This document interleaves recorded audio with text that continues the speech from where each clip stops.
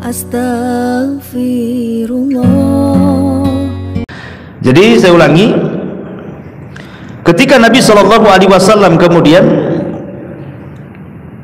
melihat bahwa Mughith sangat mencintai Barirah, sementara Barirah tidak suka dengan Mughith, akhirnya kemudian Rasul meminta untuk kembali, tetapi Barirah menolak. Kemudian Nabi SAW ngomong sama Abbas ibn Abdul Muttalib, ya Abbas, ala ta'jab min hubbi Mughithin Bariratan wa min bughdi Barirata Mughithan. Wahai Abbas, tidakkah kau lihat bagaimana cintanya Mughith kepada Barirah dan bagaimana bencinya Barirah kepada Mughith? Dari sini Nabi SAW tidak ikut campur soal cinta dan benci, ya kan? Karena Rasul, agama Islam yang dibawa Rasul tidak pernah masuk dalam persoalan itu. Itu persoalan hati. Islam tidak masuk dalam persoalan hati. Makanya Nabi sendiri soal kecintaan tidak adil. Nabi sendiri soal kecintaan, ya, perasaan, ya, itu tidak adil. Karena Nabi SAW lebih mencintai Aisyah Ummul Mukminin dibandingkan istri lainnya. Makanya ketika istri-istri yang lainnya kemudian cemburu, kenapa Nabi SAW sangat mencintai Aisyah,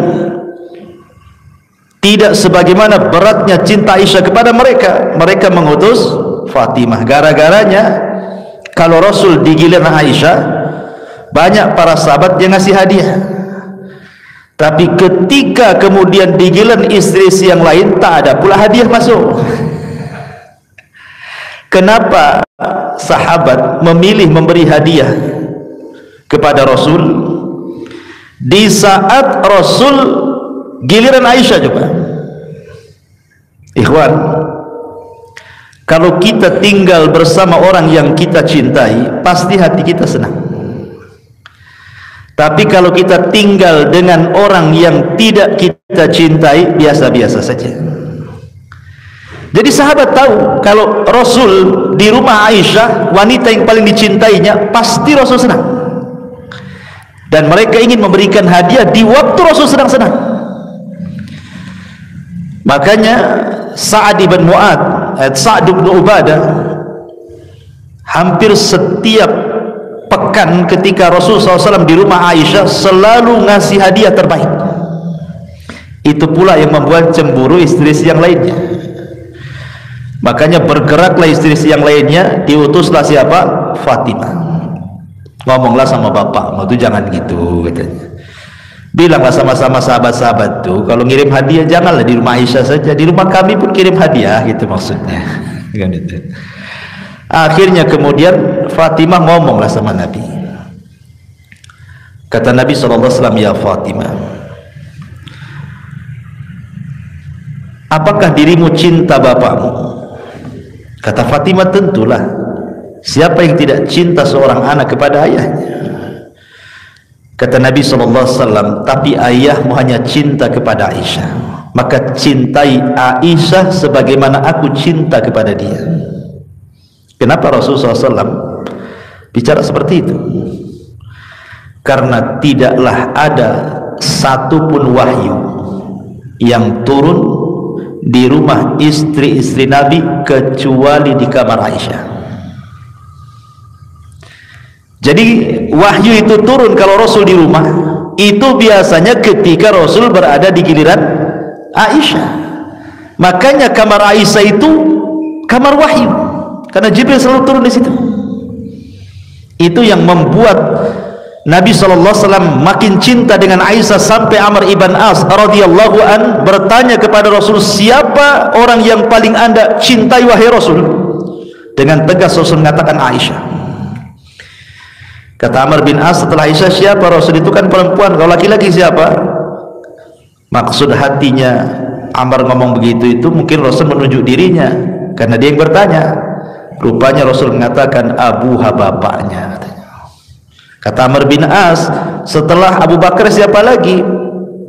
Umar. Setelah Umar siapa lagi? Utsman. Lah aku giliran keberapa Rasul?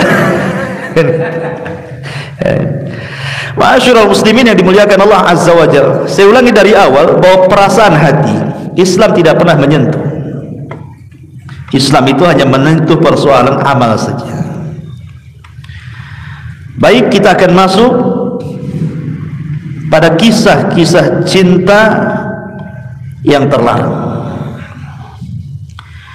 Ma'asyiral muslimin yang dimuliakan Allah Azza wa Jalla, kata cinta ini adalah kata yang menyibukkan semua orang, mau mukminnya, mau kafirnya, mau tuanya, mau mudanya, mau laki-lakinya, mau perempuannya, semua disibukkan dengan kata cinta. Sebab tanpa cinta hidup tak berguna katanya.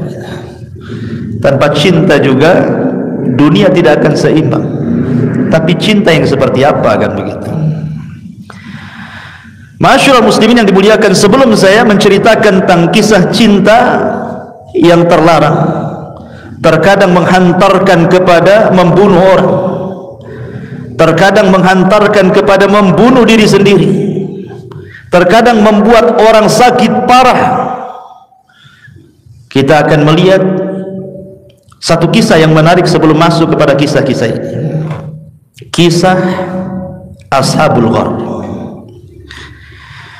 Dahulu di zaman Bani Israel, Nabi SAW mengkisahkan tentang kisah Ashabul Ghar. Ghar itu artinya gua.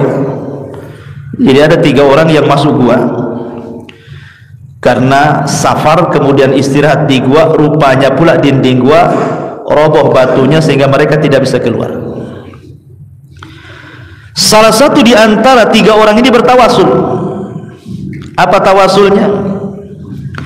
Dia mengatakan, Allahumma innaha kanat li bintu ammin ahbabtuha ka ashaddi ma yuhibbur rijal an-nisa fatalabtu minha fa'abat alayya hatta ataituha bi mi'ati dinarin.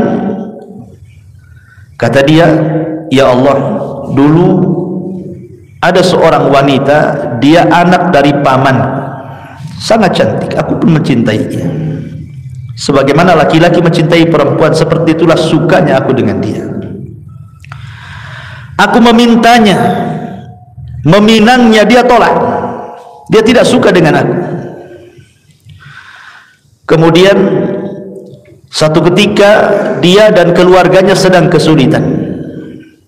Datang mereka kepadaku meminjam uang, dan aku pun pinjamkan uang sebanyak 100 dinar, 100 dinar, banyak 100 dinar, tetapi dengan syarat dia harus berzinah dengan diriku. Falamma waqa'tu baina rijlaiha, dia menceritakan, akhirnya setelah dikasih uang 100 dinar itu, terpaksalah wanita ini melayani laki-laki ini sampai ketika sudah membuka aurat semuanya, tinggal berzina saja. Tiba-tiba perempuan ini mengatakan kepadaku, ya Abdullah, ittaqillah, bertakwa aku kepada Allah, wala taftah al-khatim illa bihaqqihi, janganlah kau membuka cincin kecuali dengan cara yang benar. Akhirnya dia pun gemetar ketakutan, kemudian dia pun tidak jadi berzina. Dia berikan uang 100 dinar itu, kemudian dia pergi. Kemudian dia mengatakan, ya Allah, kalau ini sebuah pahala, iffah diriku, penjagaan diriku, maka tolong bukakan pintu gua itu. Akhirnya tergeser pintu gua itu. Ya, ma'asyiral muslimin yang dimuliakan Allah Azza wa Jalla. Contoh yang kedua, ini contoh ini di zaman Nabi. Ada seorang sahabat namanya Marthad ibn Abi Marthad. Sahabat namanya Marthad ibn Abi Marthad. Di zaman jahiliyah, Marthad ini punya pacar namanya Anak. Dan di zaman jahiliyah itu biasalah kan, mereka memang berzina, minum khamr, itu sudah biasa orang-orang jahiliyah itu. Jadi Marsad ini sangat cinta sekali dengan anak ini, dan dia bersenang-senang di zaman jahiliyah. Tiba-tiba hidayah Islam masuk, Marsad pula masuk Islam, anak pula tak mau masuk Islam. Ketika hijrah, Marsad hijrah, anak pula tak mau hijrah karena juga tidak mau masuk Islam. Akhirnya bertahun-tahun, entah berapa tahun tak ketemu, Marsad pun sudah melupakan si anak ini, karena dia sudah dapat Islam kan gitu. Nah mungkinlah berhubungan lagi, karena dia seorang musyrikah dan belum menikah. Lah Marsad ini dikenal dalam sejarah orangnya pemberani, dan dia tahu jalan yang baik antara Mekah dan Madinah. Dia tahu tuh jalan-jalan tikus, sudah tahu deh. Pokoknya kalau dia melarikan diri dari Mekah ke Madinah itu nggak mungkin tahu orang-orang Quraisy itu. Dia ahli jalan. Jadi ketika kemudian banyak peperangan antara Islam dengan kaum muslimin, banyaklah orang-orang Islam Madinah itu ketahuan dibawa ke Mekah, dan Marsad pun meminta kepada Rasul agar dia membebaskan tawanan itu, katanya. Jadi sendirian dibebaskan tuh. Satu nanti dilepas, bawa, sembunyikan, bawa ke Madinah. Itu. Jadi memang dia pintar itu, si Marsad, sampai dipuji oleh Nabi SAW. Satu malam, entah kenapa Allah takdirkan, saat dia membebaskan satu tawanan itu, di tengah jalan pula jumpa dengan anak yang sudah lama nggak ketemu tuh, ya, pacarnya dia di zaman jahiliyah itu. Tiba-tiba kata anak, "Anta Marsad?" Engkau Marsad dia, katanya. Udah lama tuh gak ketemu kan, tapi masih kenal namanya pacarnya. Kata Marsad, "Apakah engkau anak?" "Iya, saya anak," katanya. Udah kayak reuni saja tuh. Akhirnya kemudian kata anak, "Ya Marsad, aku sungguh merindukan kamu. Kemana saja dirimu? Bagaimana kalau satu malam ini mampirlah di rumahku, bersenang-senang seperti dulu." Diingatkan masa jahiliyah tuh. Kalau antum diingatkan masa jahiliyah kayak gitu, nggak peduli janggut lagi antum. Akhirnya kemudian kata Marsad, "Haram, tidak boleh. Aku ini agama Islam, kamu musyrik. Dalam Islam agamaku mengharamkan zina. Aku tidak mau." Kata anak, "Ya Marsad, lailah faqat, satu malam saja, kan dah lama kita tak ketemu." "A'udzubillah," dia mengatakan, "aku berlindung kepada Allah, satu malam pun aku tak mau." Padahal dalam hati Marsad ini masih suka dengan anak, tapi terhalang dengan agama. Itulah perlunya iman, ikhwan, ya, karena syahwat ini menggoyang apa saja. Akhirnya kemudian si anak ini ngancam, "Kalau kau tak mau malam ini bersamaku, aku akan kasih tahu orang-orang Quraisy bahwa selama ini yang menculik tawanan-tawanan itu kamu, biar ditangkap dan dibunuh kamu." Diancam. Lihat, gara-gara cinta ditolak, ngancam dia. Akhirnya kemudian kata Marsad, "Silahkan, karena saya tidak mau berzina." Kemudian Marsad langsung lari membawa tawanannya. Kemudian si anak ini berteriak-teriak tuh dan mengatakan, para pembesar Quraisy, tahukah kamu siapa yang suka menculik-culik tawanan itu? Dia Marsad, orangnya ada di sini, katanya. Oh, datang pasukan Quraisy itu sama panahnya, sama tombaknya, dikejar. Tapi Marsad, saya katakan dari awal, orangnya cerdas, dia tahu jalan. Ya, jadi orang kafir Quraisy itu ngejar ke sana, dia ke sini pula kan itu. Akhirnya selamatlah dia sampai kota Madinah, melarikan tawanan. Akhirnya kemudian dia berjumpa dengan Nabi SAW, berceritalah dengan Nabi SAW tentang pertemuan dia dengan anak, karena dia bagaimanapun masih suka dengan si anak, apalagi si anak gitu ya, cinta dengan Marsad luar biasa. Dia cerita, "Ya Rasulullah, ketika aku membebaskan tawanan itu, aku berjumpa dengan pacarku lama di zaman jahiliyah, dan aku masih suka dengan dia. Bolehkah aku datang kepada pacarku dulu dan aku menikah dengan dia?" Nabi tidak menjawab malam itu. Kemudian malam berikutnya Marsad datang lagi, bertanya dengan hal yang sama.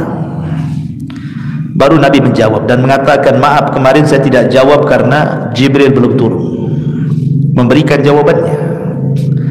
Malam ini Jibril turun memberikan jawabannya. Apa kata Nabi SAW? Ya Marthad, qala Allah azza wa jal, az-zaniyatu az-zaniyatu la yankihu illa zaniyan. Afan, az-zani la yankihu illa zaniyatan aw musyrikatan, waz-zaniyatu la yankihuha illa zanin aw musyrikin wa harrama dzalika 'alal mu'minin. Turun ayat ini. Az-zani, laki-laki pezina, la yankihu illa zaniyatan, tidak boleh menikah kecuali dengan wanita pezina atau wanita musyrik. Dan wanita pezinah tidak boleh menikah kecuali dengan laki-laki pezinah atau musyrik, dan yang demikian itu diharamkan bagi orang-orang yang beriman. Gimana lagi? Ayat sudah turun. Mau cinta segede gajah pun ayat sudah turun, tak bisa kecuali anaknya masuk Islam, kan itu ya. Apalagi wanita pezinah ya. Dari sini Marthad berusaha untuk melupakan si anak itu. Nah ini kan mantap nih cinta yang seperti ini ya. Ada lagi satu kisah di zaman dulu, dikisahkan oleh Imam Ibnu Qayyim rahimahullah ta'ala. Jadi anna fatan minal ubad, jadi dahulu di zaman dulu itu ada seorang anak muda rajin ibadah. Masya Allah, ibadahnya luar biasa. Karena Bani Israel terkenal kalau cerita-cerita ahli ibadah itu luar biasa mereka itu. Entah kenapa ahli ibadah ini, dia melihat ada seorang wanita, suka pula dengan wanita itu, tapi dia mencoba ingin menghalalkan wanita itu. Dia datang kepada ayahnya dan meminangnya, tapi ayahnya menolaknya. Dipinang lagi, ditolak lagi, dipinang lagi, ditolak lagi, berkali-kali meminang, berkali-kali pula ditolak. Ya mau apa kan? Walaupun dia sudah cinta dengan laki-laki itu, wanita dengan perempuan itu juga cinta dengan dia, tapi terhalang dengan orang tuanya, tak bisa juga. Dari sini risalah kepada siapa? Kepada orang tua. Kalau kita punya anak gadis, nampaklah ada bujang, dia soleh dan berakhlak, kata Rasul, nikahkan dengan dia. Kalau tidak, masalah ya. Akhirnya ma'asyiral muslimin yang dimuliakan Allah azza wa jalla, laki-laki soleh ini di zaman dulu akhirnya tak mau lagi melanjutkan percintaannya. Dia mau dengan cara halal, ditolak, tidak mungkin pula dengan cara haram, kan itu. Tapi si gadis ini nekat. Akhirnya dia mengirim surat kepada si laki-laki tadi. Dalam isi suratnya dia mengatakan, fa in syi'ta fataqaddam, kalau engkau mau silahkan wahai fulan, kapanpun kau mau aku akan datang ke rumahmu, kita bersenang-senang. Karena orang tuanya sudah mengizinkan. Akhirnya kemudian anak muda ahli ibadah ini tidak mau, bahkan dia kirim surat balasan. Lihat bahasanya. Dalam surat balasan itu dia mencantumkan satu syair, as'aluhal halala wa tad'u qalbi ila ma la uridu minal harami kadda'i ala fir'auna ilaihi wa yad'unahu nahwal athami fa dhalla mun'iman fil khuldi yas'a wa dhallu fil jahimi wa fis saqami. Orang dulu kalau balas surat kan pakai pantun lah, kalau bahasa kita aja ya. Kalau anak muda zaman dulu kalau balas surat itu kan pantun-pantun tuh. Bacanya saya sampai pingsan tuh, tengok pantunnya kan. Jadi dia mengatakan as'aluhal halal, aku sudah meminta dengan cara halal, sementara dirimu memanggil untuk yang haram, katanya. Seperti seorang dai, maksudnya Nabi Musa di zaman Fir'aun, dia mengajak kepada Allah, tapi mereka orang-orang Fir'aun itu mengajak kepada perbuatan dosa. maka orang-orang yang beriman akan tetap kekal di surga yang diusahakannya, dan mereka Fir'aun dan keluarga yang kufur akan masuk ke dalam neraka jahanam. Artinya apa? Aku lo ngajak baik-baik, kok pula tak ngajak baik-baik, malah ngajak haram-haram, itu maksudnya. Ya. Ma'asyiral muslimin, harusnya gitu gentle seorang anak muda kan. Kalau suka dengan orang, jangan ditemui gadisnya, temui orang tuanya. Pak, saya suka dengan anak bapak, cemana? Gini deh. Ya tak cemana-cemana sih. Nampaknya kok tak layak dengan anakku, itu masalahnya. Ma'asyiral muslimin yang dimuliakan Allah Azza wa Jalla. Bahkan juga ini terjadi juga di zaman salaf dulu. Kisahnya kurang lebih, cuman dia seorang pemuda yang soleh, muadzin, seorang muadzin. Kalau zaman dulu kan azan karena belum ada corong, naik ke atas. Entah kenapa ketika dia azan, nampak pula anak gadis di rumah orang. Setelah azan terpikir pula lah anak gadis itu. Coba ingat, setiap azan anak gadis itu keluar menatap dia, dia pun menatap dia. Ingat, awal cinta itu dari tatapan kan. Awal cinta dari tatapan. Setelah tatap, kemudian janji berjumpa. Setelah janji berjumpa, kemudian bicara. Setelah bicara, kemudian ya teruskan sendirilah, paham antum ya. Akhirnya anak muda ini muazzin lama lah tak azan ini, karena memikirkan si gadis itu. Memberanikan diri dia datang ke orang tua gadis itu, tapi nasibnya sama, ditolak juga. Tak mau, orang tuanya tak mau. Akhirnya si gadis ini kemudian meminta kepada anak muda itu, karena orang tuanya sudah tidak merestuinya, apalagi ya sudahlah, sekalian kita buat fahisyah, kita bersenang-senang saja katanya. Tapi anak muda ini bagaimanapun punya agama, dia masih takut. Dia kirim surat. Dalam suratnya dia cantumkan satu ayat, innama inni akhafu in asaitu rabbi adzaba yaumin azim. Itu isi suratnya.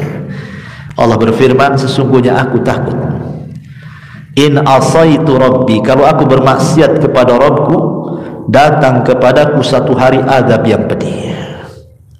Itu mantap anak muda gitu ya. Ini enggak dia pula yang mau mengajak-ngajak gitu.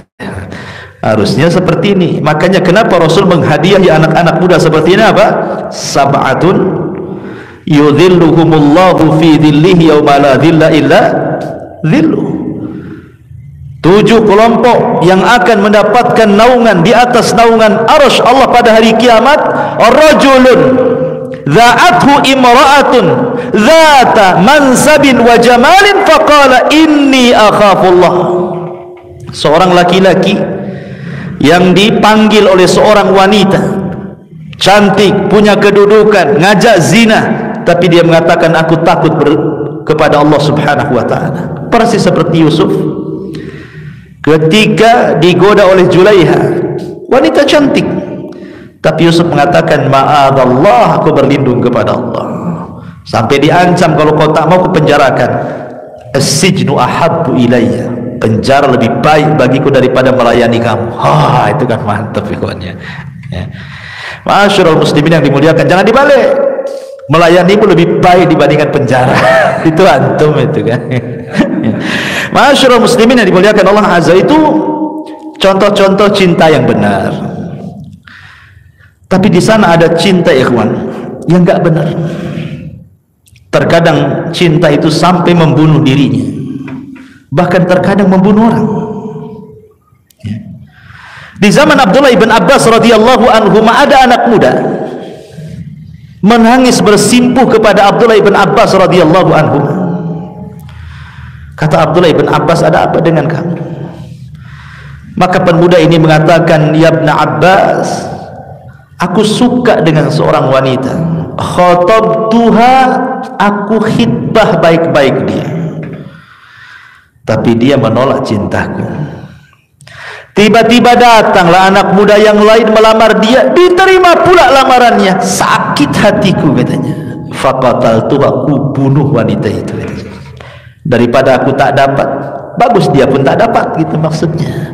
Sama-sama tak dapat. Faqataltu, aku bunuh dia. Apakah aku ada tobat karena sudah membunuh orang yang kucintai?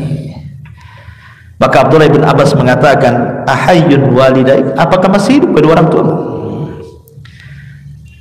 Dia mengatakan ya.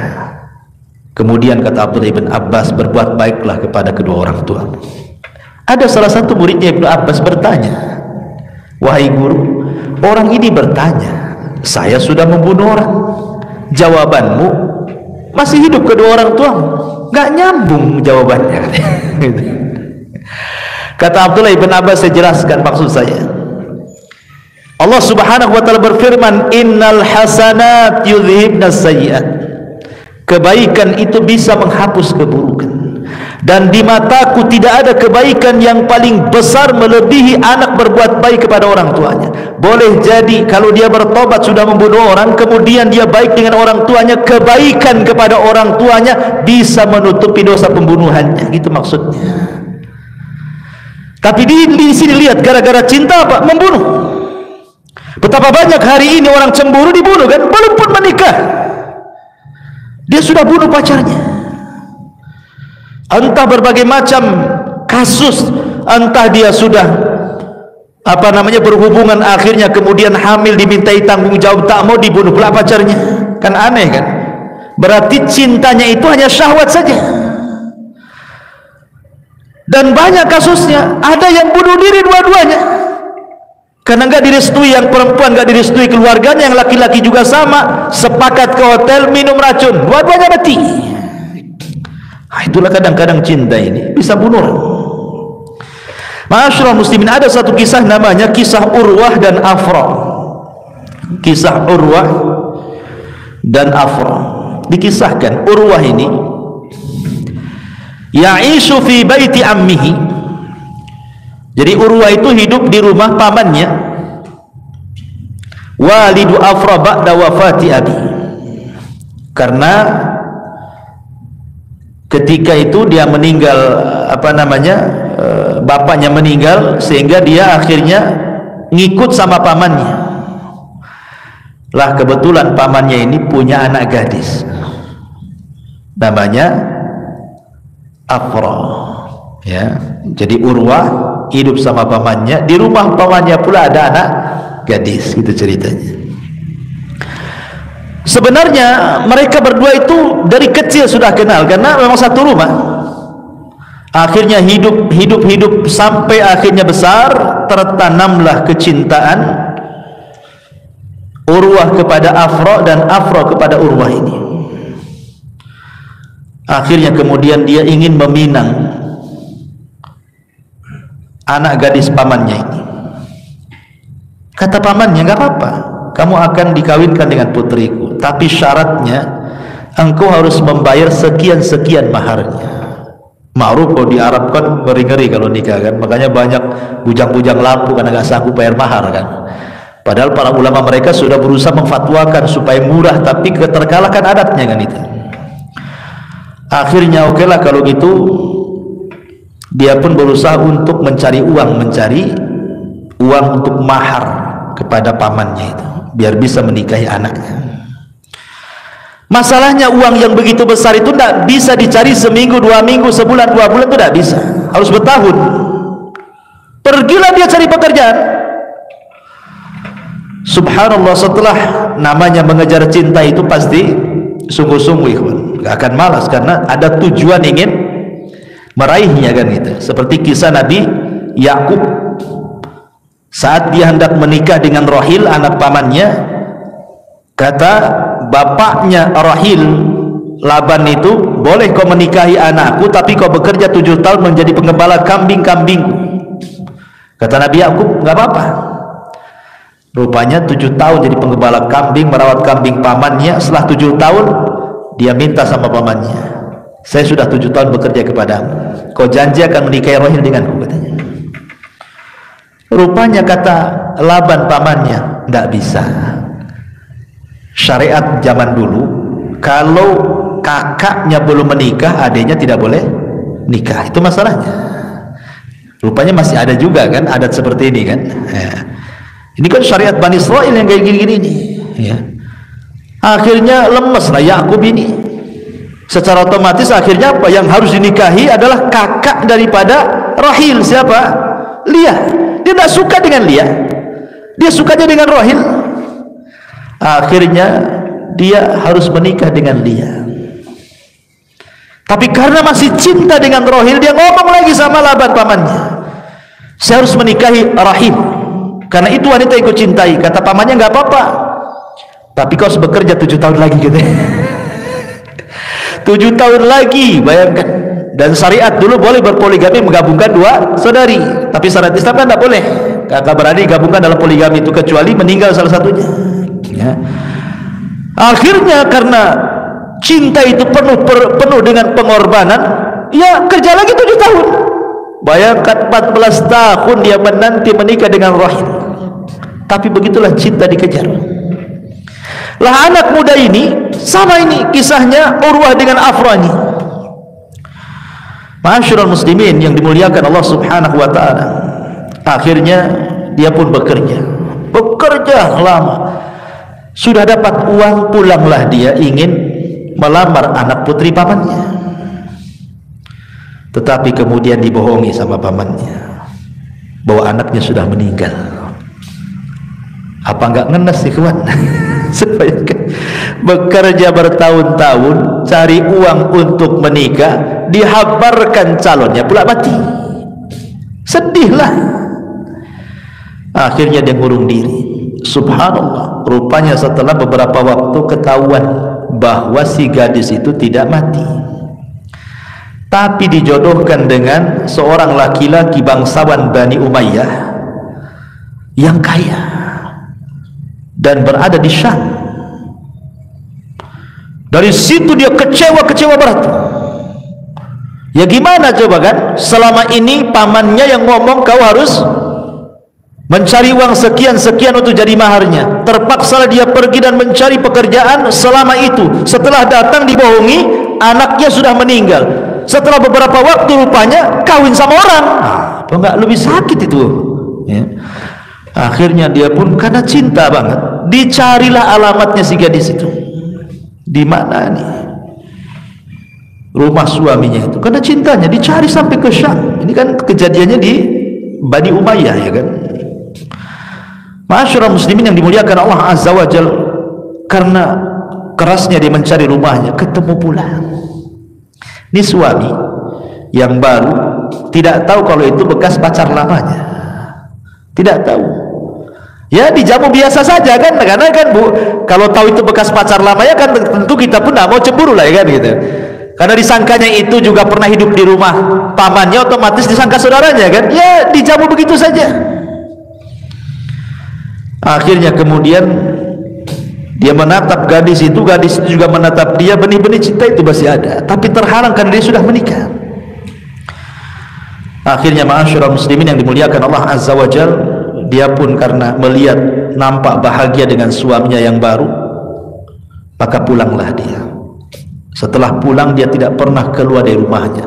Akhirnya sakit murung kurus, berakhir dengan kematiannya. Mati karena cinta. Lah ketika dia mati, ini yang perempuannya kedengaran, bagaimanapun masih ada cinta juga dia. Akhirnya dia lempar cincin si laki-laki suaminya ini, karena dia tertambat hatinya, dia merasa salah gitu kan. Kenapa dia meninggalkan orang yang mencintainya, kemudian dia mau dengan orang yang tidak dicintainya? Entah kenapa dia pun sakit, suaminya pun bingung kenapa dia sakit.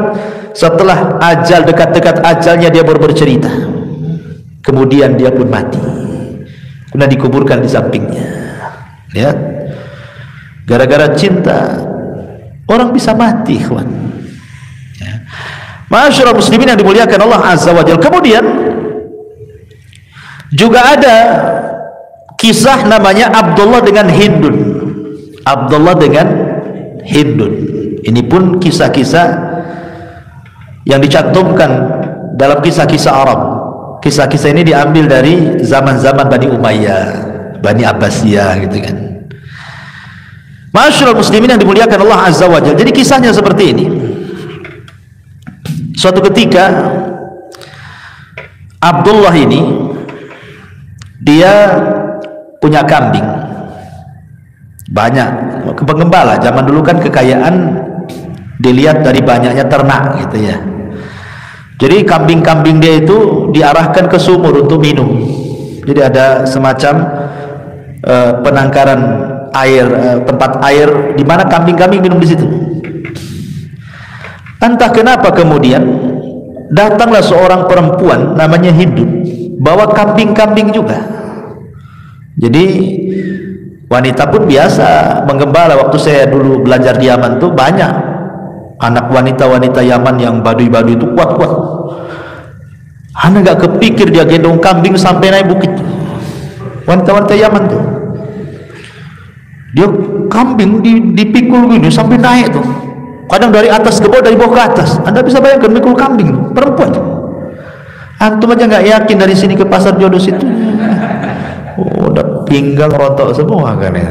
Pulang asam urat kumat kan ya. Jadi rupanya ketika kambing-kambingnya si Hindun ini datang, kambing-kambingnya pula Abdullah lari ketakutan. Jadi kambingnya si Hindun yang minum di situ, kambing dia yang ketakutan. Marahlah si Abdullah sama si Hindun ini. Gara-gara kambingnya terusir, si Hindun pula dimari malah ketawa, malah menggoda, karena hari-hari ketemu jatuh cinta pula akhirnya. Subhanallah, gara-gara kambing tuh jatuh cinta. Jadi penyebab jatuh cintanya gara-gara kambing. Masyaallah muslimin yang dimuliakan Allah Azza wa Jalla, akhirnya Abdul ini ingin menghalalkan si Hindun ini. Dia ingin menghalalkan. Dia datang ke kabilahnya, melamar baik-baik gitu kan. Tetapi ditolak juga sama keluarganya, tidak menerima ya. Entah kenapa pokoknya nggak menerima. Tiba-tiba kemudian ma'asyiral muslimin yang dimuliakan Allah Subhanahu wa taala, tapi dengan upaya kerasnya Abdullah ini, lama-lama akhirnya orang tuanya menerima juga. Menikahlah Abdullah dengan Hindun ini. Subhanallah, kehidupannya luar biasa. Namanya menikah dengan yang dicintainya beda dengan menikah orang yang tidak dicintainya. Walaupun dalam Islam, antum harus saya luruskan pemahaman, Al-Quran tidak mensyaratkan menikah itu harus cinta, karena cinta itu adalah hibah dari Allah, bukan kita yang merangkainya. Lain dengan kasih sayang. Kalau kasih sayang, kita yang merangkainya. Boleh jadi cinta sudah hilang, tapi ada kasih sayang. Cinta sudah tidak ada, tapi karena sama-sama sudah tua suami istri, nanti kalau saya cerai macam mana anak-anaknya, masih sayang lihat anak-anaknya kan, terpaksa dipertahankan walaupun rumah tangganya kayak perang dunia ketiga, hari-hari bertengkar ya. Tapi kalau cinta tidak. Cinta itu yang merangkai Allah. Makanya apa kata Al-Quran? Wa min ayatihi an khalaqalakum min anfusikum azwaja litaskunu ilaiha wa ja'ala bainakum mawaddata wa rahmah. Dan Allah jadikan kalian mawaddah, perasaan cinta. Jadi cinta dalam Islam itu terbentuk setelah menikah, bukan sebelum menikah.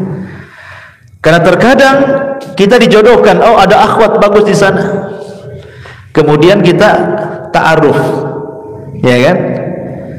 Ta'aruf begitu saja, mandang satu kali saja. Habis itu besoknya dibilang cocok nggak? Ah cocoklah katanya.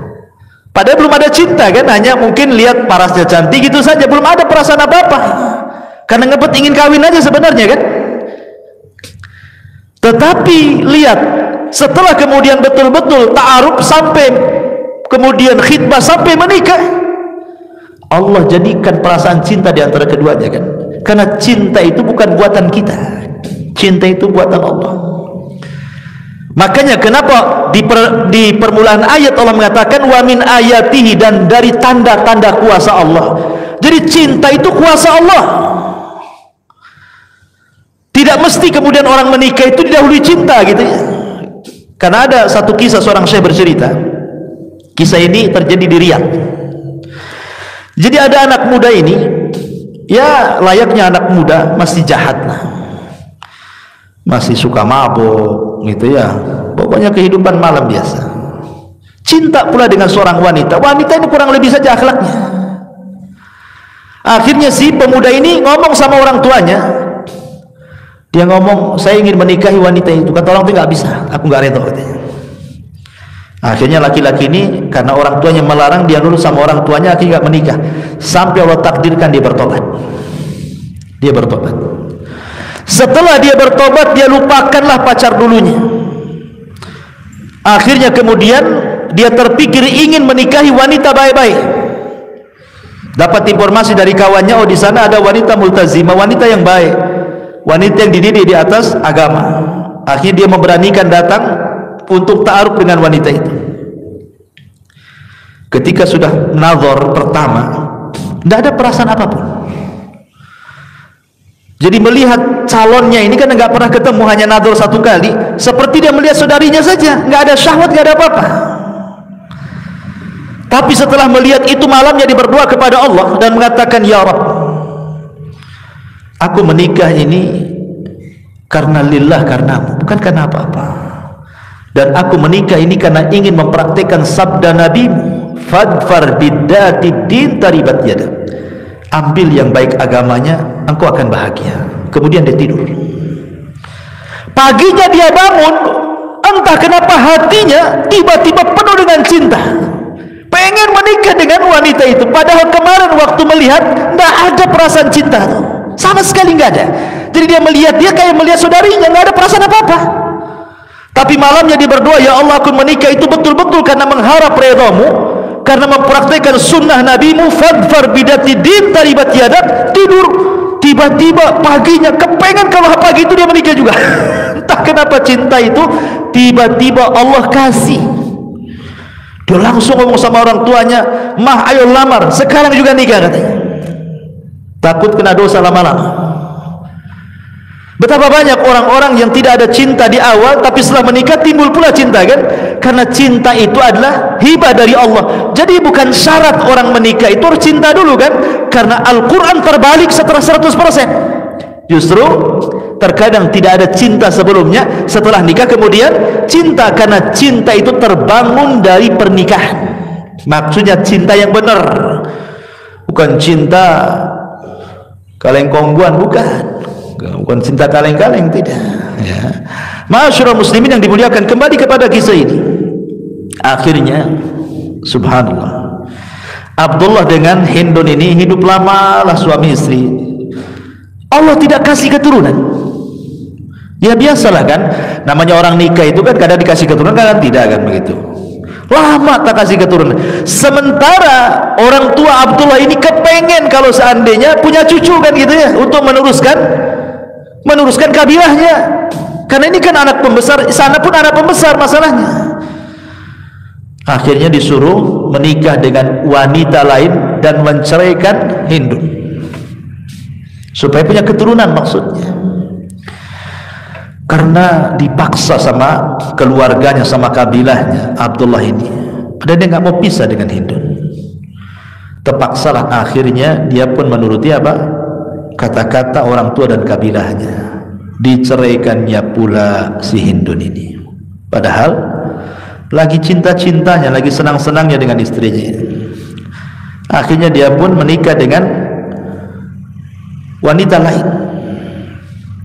Ma'asyiral muslimin yang dimuliakan Allah Azza wa Jalla. Tapi masalahnya setelah wanita lain, karena juga menikah dengan wanita yang tidak dicintainya, kan nggak bagaimana gitu ya.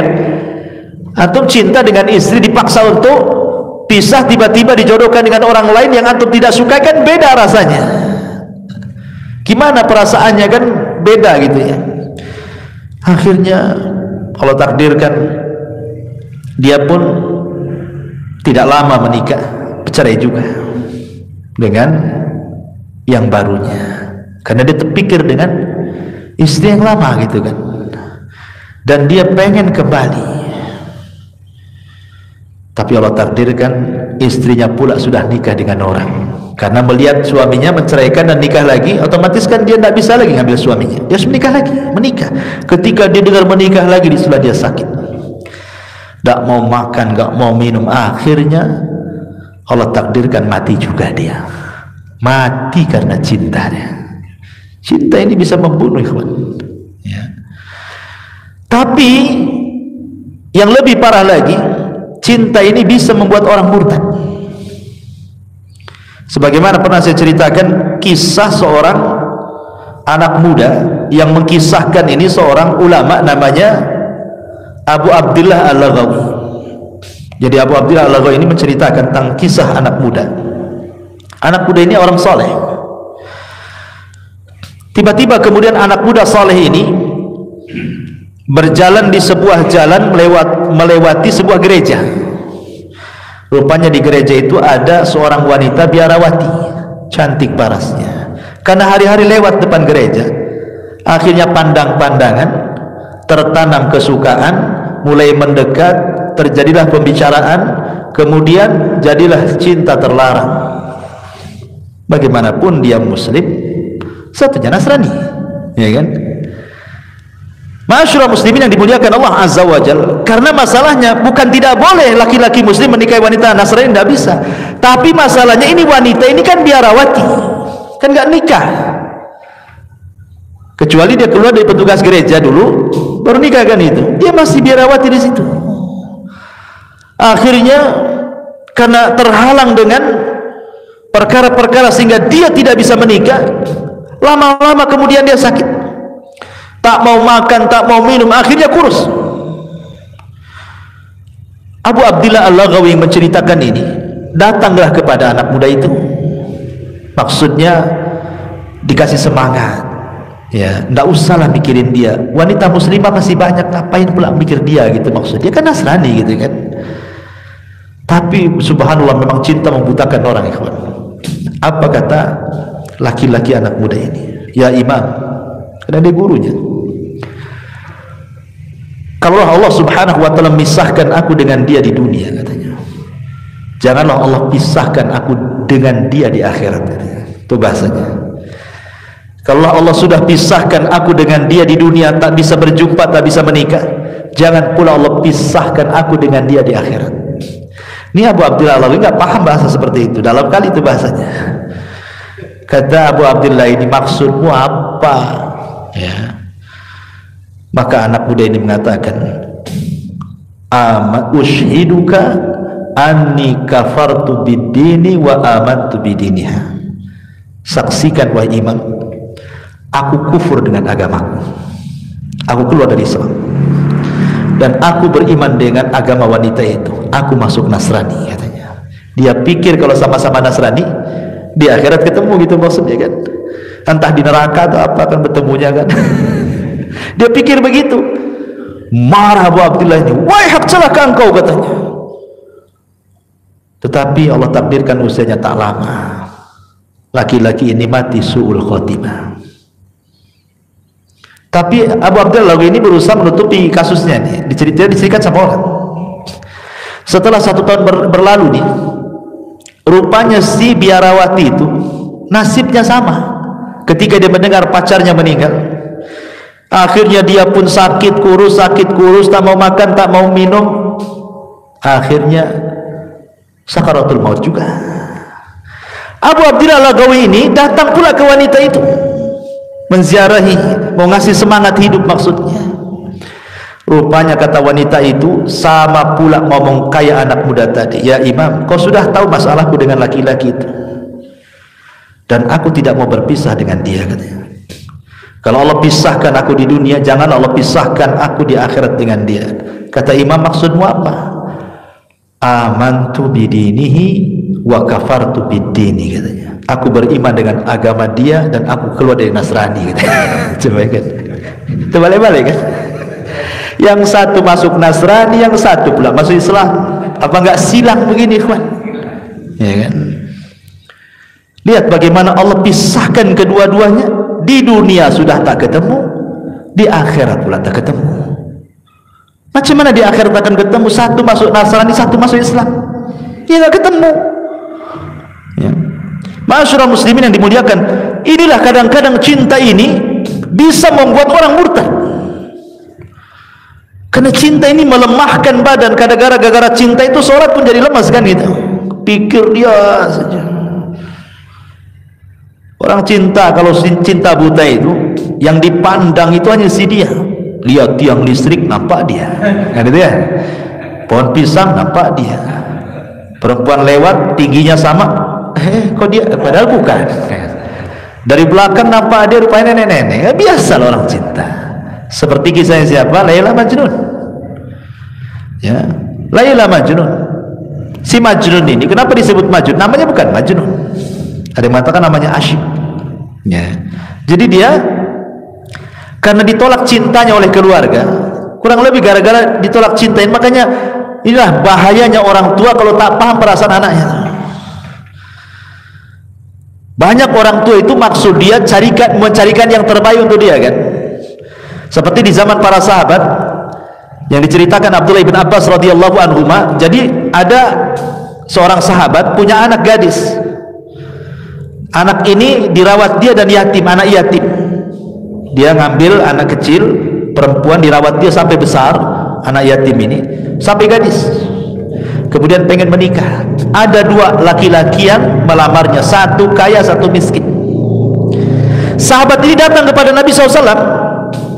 Ya Rasulullah, aku punya anak yatim yang kubesarkan sekarang mau menikah. Sekarang ada dua laki-laki yang melamarnya, satu kaya, satu miskin. Aku suka yang kaya, dia pula suka yang miskin, katanya. Gimana nih? Maksudnya kan orang tua itu kalau kaya nanti biar gak susah gitu kan. Tapi kalau anak gadis itu kan mikirnya bukan kaya, cinta dulu kan gitu. Aku suka dengan dia. Apa kata Rasulullah? Lam yura lil mutahabaini mithlun nikah, katanya. Aku tidak pernah melihat seseorang yang memadu kasih dan saling mencintai seperti seseorang yang menikah, katanya. Maknanya apa? Rasulullah ngomong begini, biarkan dia yang mengarungi rumah tangga, bukan kamu gitu. Kalau dia milih yang itu, terserah dia yang mau menjalani, bukan kamu yang mau menjalani, gitu maksudnya kan ya. Dia yang tahu mana yang dicintai, mana yang tidak. Rasulullah mengatakan seperti itu. Jadi si asyik ini karena ditolak cintanya sama keluarganya, jadi dia tak mau lagi melihat wanita lain, tak mau lagi. Jadi yang terpikir itu si Laila saja. Apalagi kalau datang malam suka dia, tapi kalau siang tak suka. Kenapa? Karena bahasa Arabnya kalau malam itu sama dengan nama pacarnya. Apa bahasa Arabnya malam? Lail, katanya. Ah, itu nama pacarku, katanya. Siang nahar, oh bukan nama pacarku, katanya. Jadi kalau malam dia suka. Ah, ini katanya Laila datang, katanya. Kalau siang tak suka dia. Maka disebut Majnun, gila. Jadi suatu hari dia safar, berburu ke hutan, lapar, cari makan, berburu, cari ke hutan. Rupanya adalah kijang itu lewat, dibidik dia sama panahnya, kena pula kakinya, robohlah kijang itu. Diambil pisaunya, hampir mau disembelih, ditatap pula mata kijang itu baik-baik. Kok matanya sama dengan Laila, katanya. Dilepas lagi kijang itu, gara-gara matanya sama dengan Laila. Coba logika Ikhwan, mana ada mata kijang dengan mata orang sama? Mata kijang gede, mata orang kecil, mana bisa disamakan tuh? Karena cintanya dengan Laila sampai dia matanya tuh diperhatiin, kok seperti mata Laila, katanya. Subhanallah, dilepas pula kijang itu, sama kayak disebut Majnun tuh. Ini Majnun, gara-gara cinta disebut Majnun. Gila orang ini, katanya. Ya. Ma'asyiral, ya begitulah cinta, menggilakan orang. Ma'asyiral muslimin yang dimuliakan Allah Azza wa Jalla. Tapi cinta juga terkadang ada pengorbanan. Ingat kisah sahabat Rasul, sahabiah Rasul, namanya Ummu Sulaim. Ummu Sulaim ini dia adalah ibunda dari Anas ibn Malik radhiyallahu anhu. Suaminya namanya Malik ibn Nadhr, kafir. Dia tidak suka dengan istri masuk Islam. Ketika punya anak, Anas masih bayi, suka ditalkin sama Ummu Sulaim manas-manasi suaminya. Nah, asyhadu an la ilaha illallah wa asyhadu anna Muhammadar Rasulullah. Apa enggak bising tuh suaminya masih kafir? Ditalkin-talkin syahadat sama Ummu Sulaim itu anaknya itu di depan suaminya, makin bencilah suaminya karena masih musyrik, dia enggak suka dengan lafaz itu. Akhirnya dia pergi berdagang ke Syam. Allah takdirkan matilah di jalan suaminya Anas bin Nadhr itu. Malik ibn Nadhr itu. Menjandalah Ummu Sulaim ini dan punya anak satu, Anas bin Malik. Banyak sahabat yang melamar tapi kurang cocok gitu. Biasa kan, nggak semua lamaran itu diterima. Kalau tak cocok gimana pula kan. Rupanya datang seorang laki-laki sudah ganteng, kaya, dihormati, ada nasab, ada dunia, masya Allah sahabat ini. Tapi masih kafir dulunya, namanya Abu Talha radhiyallahu. Ini masih kafir ceritanya. Datang ke Ummu Sulaim karena sudah cintanya dengan Ummu Sulaim itu. Karena dulu di zaman jahiliyah kan belum ada hayat hijab, jadi sudah kenal sebenarnya kan itu. Walaupun sudah masuk Islam ada hayat hijab kan. Hayat hijab pun adanya di Madinah, berarti ketika kejadian di Mekah kan belum ada. Ketika berada di Madinah, Abu Talha ini nampak parasnya Ummu Sulaim karena belum ada datang hayat hijab. Sukalah Abu Talha dengan Ummu Sulaim ini.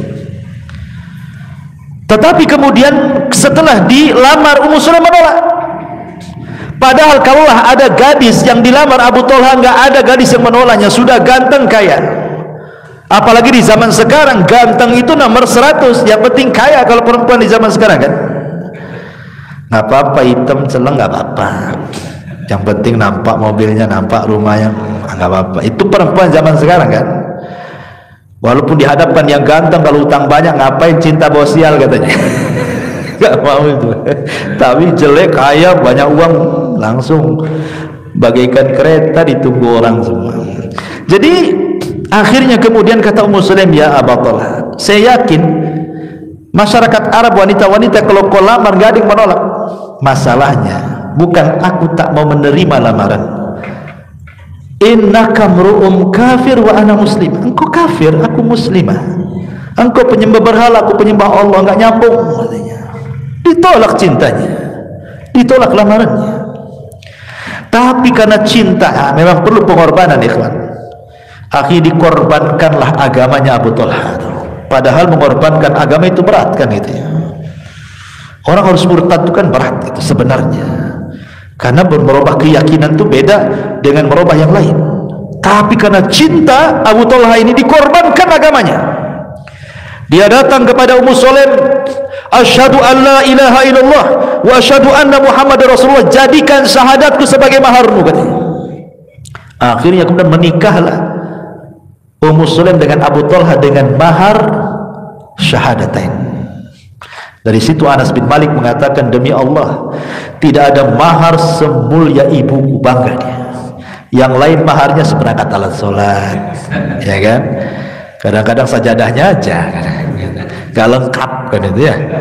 Tapi ibuku, kata Anas, maharnya adalah Islam. Luar biasa. Harusnya begitu gitu. Kalau orang suka dengan orang itu berkorban tapi positif, ya. Masyarul muslimin, tetapi tidak ada kisah yang menarik dari semua kisah yang Anda baca soal pengorbanan dalam cinta itu, ikhwan, melebihi kisah putri Nabi namanya Zainab bintu Rasulullah sallallahu alaihi wasallam yang menikah dengan Abul As ibn Rabi. Kita tutup kajian kita dengan kisah Zainab dan juga Abul As. Gini ceritanya. Zainab ketika menikah dengan Abul As ini, ikhwan, kan masih kafir dua-duanya karena Islam belum datang. Tetapi Zainab ini sangat cinta dan sayang dengan Abul As, sebagaimana Abul As juga sayang dan cinta dengan Zainab. Ketika Abul As ini berdagang ke Syam, rupanya Rasul diangkat jadi nabi. Jadi Abul As tidak tahu suaminya Zainab ini. Ketika Rasul mendakwahkan dakwah Islam ke keluarganya, semua masuk Islam. Khadijah, anak-anaknya, anak angkatnya, Ali, Zaid, semua masuk Islam. Datanglah Zaid Abul As ibn Rabi dari Syam, tidak tahu kalau istri sudah masuk Islam, dan dia pun tidak tahu kalau Rasul diangkat jadi Nabi. Ketika sampai di rumah itu dikasih tahu baik-baik sama Zainab, wahai suamiku, sesungguhnya ayahku telah diangkat menjadi Nabi dan Rasul. Aku sudah beriman dengan dia dan tidak mungkin aku dustakan perkataannya. Aku kenal siapa bapakku. Asli, masuklah kau ke dalam agama bapakku, katanya. Oh, marah Abul As. Enggak mau saya. Kenapa Abul As? Kau tidak mau? Apa kata dunia, kata dia. Abul As masuk Islam gara-gara istrinya. Aib, katanya. Masa seorang suami kalah dengan istrinya? Tak mau saya. Kadang-kadang gengsi, ya, nanti disangka suami-suami takut istri pula, katanya. Aku tak mau. Ini ujian pertama yang dialami oleh Zainab. Tak mau Abul As masuk Islam. Ujian yang kedua datang, hijrah pula. Semua sahabat dan kaum muslimin dan Rasulullah hijrah dari Mekah ke Madinah. Zainab diuji nih, betul-betul diuji nih. Apakah dia harus pilih suaminya, ataukah dia harus pilih Rasul dan para sahabat dan kaum muslimin hijrah juga ke Madinah? Tapi karena cintanya Zainab dengan suaminya, dia minta kepada Rasul untuk diizinkan tinggal bersama suaminya. Dia korbankan agamanya. Tak apa-apalah, aku tinggal di sini. Yang penting aku bersama suamiku dan anakku. Rasul mengizinkan. Kemudian semua hijrah, dia tetap bersama Abul As karena cinta, ya. Kemudian ujian yang ketiga, terjadi perang Badar. Abu Jahal memaksa anak-anak muda Quraisy untuk terlibat kalau tidak diancam. Abul As tidak mau, tidak harus ikut di barisan tentara Abu Jahal. Yang dilawan siapa? Mertuanya Nabi SAW, ayahanda Zainab, istrinya. Ketika berangkat pasukan orang Quraisy, Zainab menangis tengah malam. Dia mengatakan, ya Allah, bagaimana kalau ayahku meninggal atau suamiku yang meninggal? Ini kan bingung nih, dua-duanya manusia yang dicintainya. Yang satu bapaknya, yang satu suaminya. Maka dia terus berdoa kepada Allah dan mengatakan, Allahumma fadli abi, Allahumma ansur li abi wahfan li zawji, katanya. Ya Allah, tolonglah ayahku, jaga suamiku. Gimana lagi doanya? Ya Allah, tolonglah bapakku, jaga suamiku. Akhirnya terjadi perang Badar, kaum muslimin pula menang. Datang ujian yang keempat, tapi agak senang sedikit Zainab. Kenapa? Karena suaminya tidak mati dibunuh. Masalahnya suaminya jadi tawanan ayahnya. Ingat, kalau jadi tawanan bisa saja hukumannya dibunuh, ya kan? Tapi ketika itu adalah kebijakan dari Rasul karena ada ide dari Abu Bakar, walaupun ketika itu Umar tidak setuju, dan ketika itu kebenaran ada di Umar. Turun surah Al-Anfal. Tapi karena di awal-awal Abu Bakar memberikan ide, bagaimana kalau seandainya dibuat tiga tahap. Ada yang ditebus kalau dia punya uang.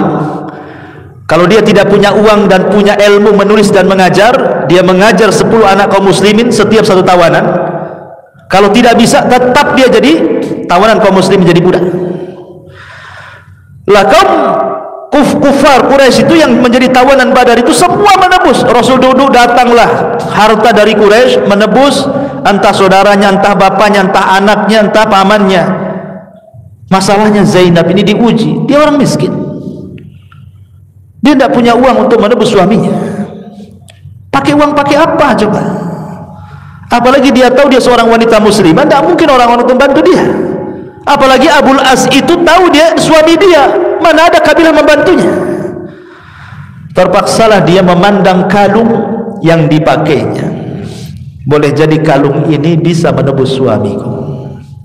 Padahal kalung itu adalah satu-satunya harta yang dipakai Zainab, hadiah dari ibundanya tercinta Khadijah saat malam pernikahan dia dengan Abul As bin Rabi. Paksalah dicopot tuh kalungnya, kemudian dikirim ke kota Madinah. Sampai di kota Madinah, Rasul duduk. Ada orang datang bawa tebusan, nebusi anu, datang bawa tebusan, nebusi anu, bawa datang. Terakhir ada pula datang membawa tebusan. ini tebusan untuk Abul As ibn Rabi'. Terpikir siapa lagi kalau bukan putrinya Zainab, ya kan? Akhirnya diserahkanlah kemudian satu kis kresek bahasa kitanya, kemudian diserahkan kepada Rasul. Pas dibuka oleh Rasul, kaget dia. Kenapa? Karena isinya kalung dan teringat dengan Khadijah. Diambillah kalung itu sama Nabi, dibolak-balik, kadang dicium-cium, dibolak-balik, dicium-cium, tanpa terasa Rasul menangis. Ya. Sahabat heran, kenapa gara-gara pegang kalung Rasul nangis? Sehingga sahabat mengatakan, wa ma yubkika ya Rasulullah. Rasul, kenapa anda menangis wahai Rasul?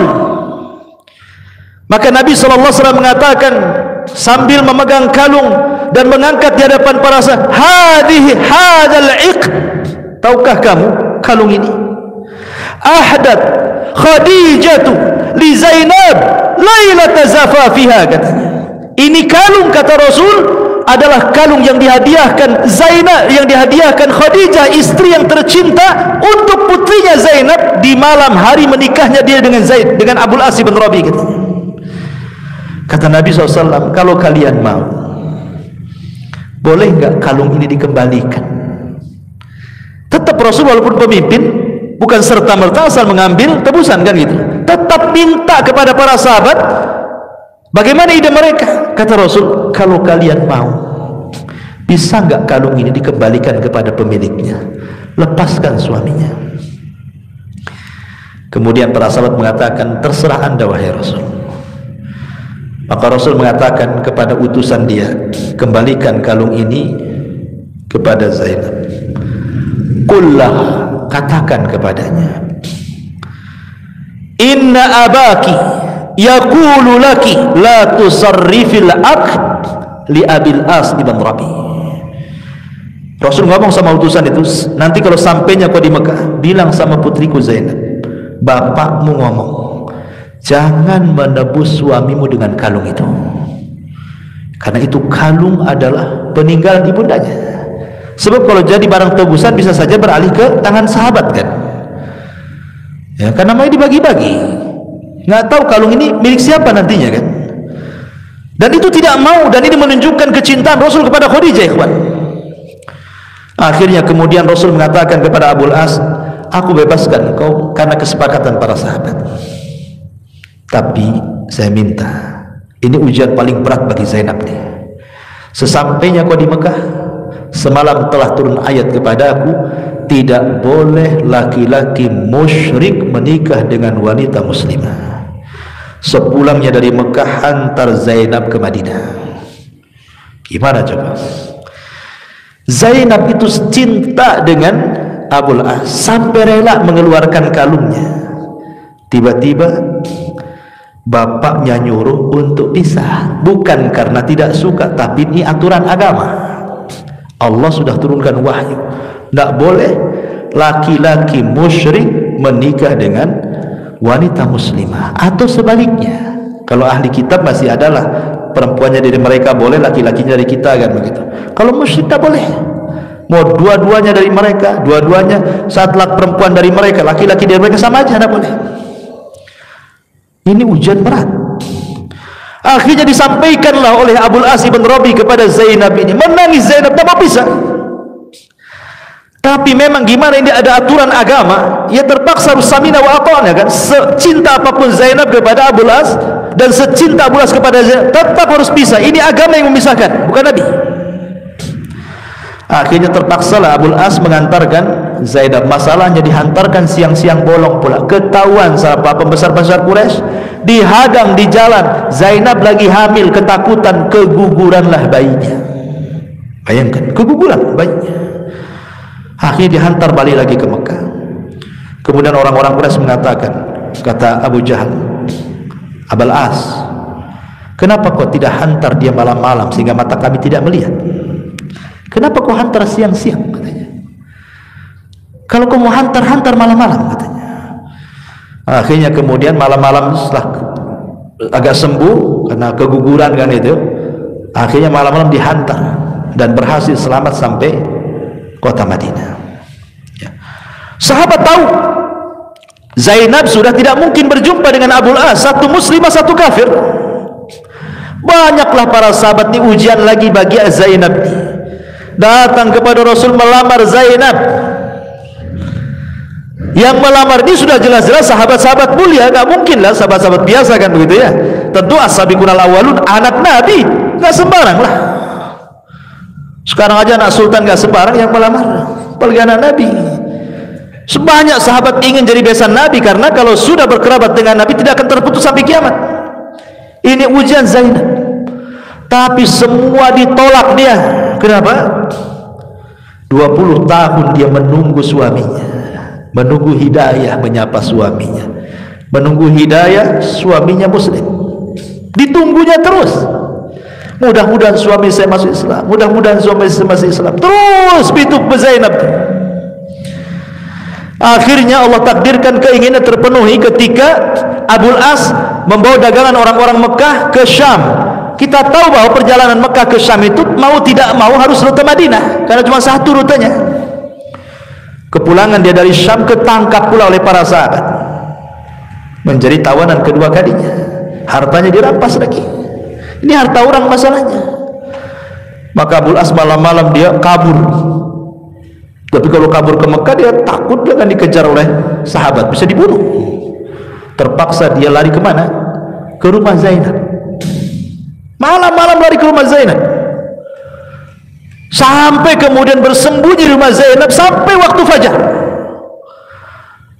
Ketika Rasul sedang sholat fajar, Zainab berteriak-teriak, "Aku sudah melindungi Abul As, aku sudah melindungi Abil As," katanya. Rasul lagi sholat tuh. Selepas salam, "Assalamualaikum warahmatullahi wabarakatuh," kata Rasul, langsung menghadap para sahabatnya, "Apa kalian dengar apa yang dikatakan putriku Zainab?" katanya. Sahabat mengatakan, "Ya wahai Rasul." "Apa yang dikatakannya?" "Dia telah melindungi Abil As." Apa kata Rasul? "Lindungi orang yang dilindungi putriku," kata Rasul. Akhirnya kemudian Abul As pun tidak diapa-apain. Kemudian Rasul datang kepada Abul As dan mengatakan, "Kau boleh pulang, bawa barang-barang, jangan pernah ketangkap lagi," katanya. Tapi Zainab ngomong lain pula, "Wahai Abul As, suamiku, masuklah kau ke Islam." Jadi Zainab masih terus ngajak dia masuk Islam kan? "Masuklah kau ke Islam." Kata Abul As, "Tidak, aku tidak mau." Akhirnya pulang dia. Setelah kemudian melihat akhlak Rasul, akhlak para sahabat, terpikirlah apalagi barang-barang orang sudah dikembalikan, dia pun pulang ke Mekah bawa barangnya lagi. Sampai di Mekah dia kembalikan barang-barang itu kepada orang-orang yang punya. Kemudian dia mengatakan, "Adakah harta kalian yang kurang dari tanganku?" Mereka mengatakan, "Tidak, semuanya bahkan bertambah." Kata Abul As, "Asyhadu an la ilaha illallah wa asyhadu anna Muhammadar Rasulullah." Aku masuk agama Muhammad. Habis itu dia pergi dari Mekah ke Madinah, ngomong baik-baik sama Rasul-Rasul. "Aku bersaksi kepadamu, asyhadu an la ilaha illallah wa asyhadu anna Muhammadar Rasulullah." Kata Abul As, "Rasul, masih bisa aku bersama Zainab," katanya. Saking cintanya, masih bisa aku bersama Zainab, katanya. Maka Rasul mengambil tangannya, "Ayo kita pergi."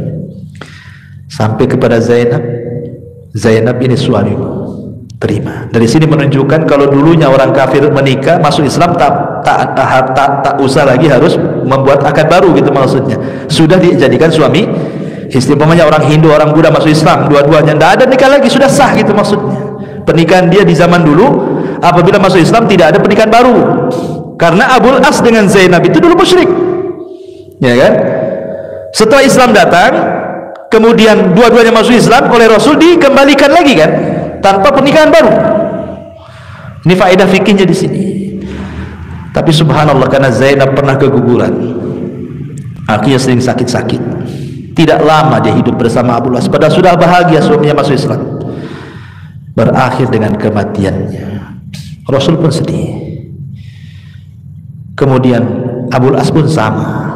Orang yang dicintainya meninggal dunia, macam mana cara memikirkannya? Akhir terpikir sakit, ujung-ujungnya meninggal dunia juga.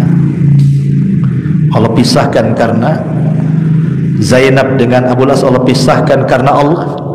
dan Allah pertemukan keduanya juga karena Allah Subhanahu wa taala di surga. Jadi di sini menunjukkan bagaimana Zainab memberikan contoh pengorbanan cinta, gitu maksudnya. Cinta dalam rumah tangga, cinta yang benar, masih mengharapkan baiknya. Di zaman sekarang kan, sampai waktu beberapa minggu yang lalu saya dapat WA pertanyaan itu.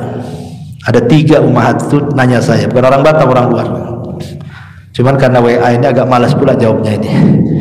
Kadang-kadang ya dia tanyanya beberapa kalimat, saya harus menjawab berlembar-lembar itulah. Kecuali jawabannya iya atau tidak kan enak gitu. Ini minta dalil, minta pendapat, minta ini, kadang-kadang repot pula kan. Makanya kadang-kadang saya nggak jawab pakai tulisan, saya pakai noise aja ngomong. Dan itu kalau kadang malas pakai tulisan gitu. Kadang-kadang nggak dijawab sama sekali karena juga lupa banyaknya soalan gitu kan. Atau kalau pas ingat kita kumpulkan, kita jawab di ATKJ kadang-kadang. Intinya bahwa rata-rata kasusnya suaminya jahat, suaminya peminum, suaminya masih suka begadang malam-malam, apa yang dilakukan, kadang selingkuh, macam-macam lah kasusnya itu. Ya. Maka kalau Allah uji seperti itu, lihatlah kondisi Zainab. Lebih parah mana pemabuk dengan kafir? Zainab ini kafir suaminya. Belum tentu orang mabuk kafir kecuali menghalalkan khamr. Seperti mengatakan, mau minum antum? Kata antum, oh dah, anda gak minum khamr. Tapi kalau antum mau minum, silahkan saja, boleh-boleh saja. Kafir itu, walaupun dia gak minum. Kenapa? Karena membolehkan. Gak boleh membolehkan yang diharamkan. Bahasanya jangan begitu. Maaf saya tak minum, dan khamr itu diharamkan. Harusnya kau jangan minum. Itu bahasa yang benar. Ini enggak, saya sih nggak minum, tapi kalau kau minum nggak apa-apa katanya. Itu sama menghalalkan yang haram kan, itu ya nggak boleh tuh. Ya, walaupun kita tidak minum, kalau menghalalkan yang diharamkan atau mengharamkan yang halalkan, bisa kufur Anda. Masih mendingan minum tapi tahu dia haram, itu nggak haram, nggak keluar dari Islam. Dia masih mukmin, tapi naqisul iman, kurang imannya karena terkalahkan dengan hawa nafsunya kan. Daripada tak minum tapi membolehkan, itu bahaya tuh. Jadi terkadang ada seorang wanita-wanita tidak sabar mendoakan suaminya ataupun menasihati suaminya, padahal sudah anak-anaknya banyak. Nanti belum tentu kalau cerai seandainya pun dapat suami, belum tentu lebih baik daripada suami yang pertama kan. Walaupun sebenarnya dibolehkan bercerai kan, tapi kalau sudah ada anak-anak, ya, apalagi anak-anaknya banyak kan, harusnya kan berpikir gitu ya. Nah, terkadang ada wanita-wanita yang kurang akal, terburu-buru. Apalagi kalau hanya kasusnya mungkin sepele saja. Ya banyak gara-gara sepele tengkar minta cerai. Wah ini otaknya didengkul ini. Ya. Jadi di sini ma'asyiral muslimin yang dimuliakan Allah Azza wa Jalla, ini pentingnya kita memahami kata cinta, meletakkan cinta pada sesuatu yang sudah difitrahkan oleh Allah Azza wa Jalla kepada manusia. Wallahu a'lam. Sampai di sini, mudah-mudahan ada manfaatnya. Subhanakallah bihamdika, asyhadu an la ilaha illa anta, astaghfiruka wa atubu ilaik. Allah ta'ala. Assalamualaikum warahmatullahi wabarakatuh.